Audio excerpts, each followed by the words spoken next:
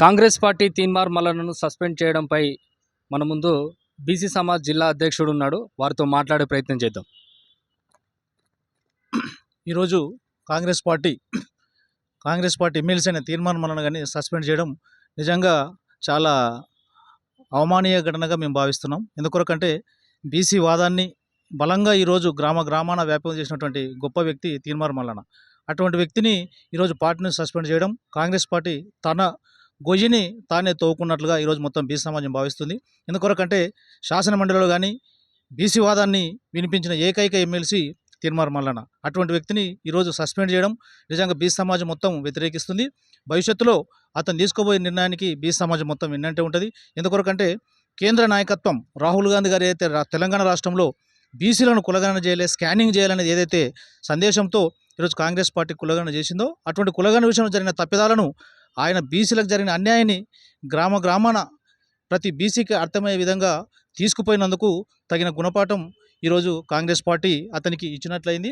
ఈ విషయంలో మేము తీన్మార్ మల్లన్న గారికి వెన్నంటే ఉంటాం. ఎందుకొరకంటే బీసీల పక్షాన ప్రతినిత్యం పోరాడే వ్యక్తి.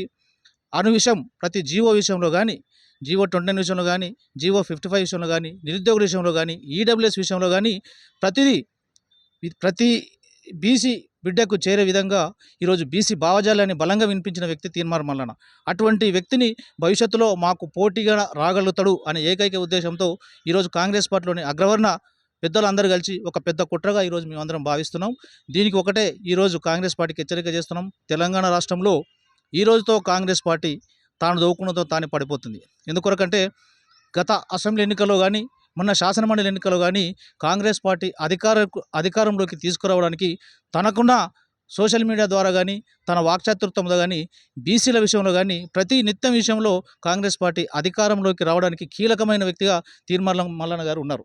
అటువంటి వ్యక్తిని ఈరోజు సస్పెండ్ చేయడం నిజంగా బాధాకరం. మేము ఒకటే చెప్తున్నాం, మళ్ళీ కాంగ్రెస్ పార్టీకి ఏదైతే అధికారంలోకి తీసుకురావడానికి ఎంత కృషి చేయడం జరిగిందో, రేపు మీ కాంగ్రెస్ పార్టీ తెలంగాణ రాష్ట్రంలో గద్దె దించడానికి అంతే పెద్ద ఎత్తున ఈరోజు బీసీ ప్రజలందరూ ఏకమవుతారు.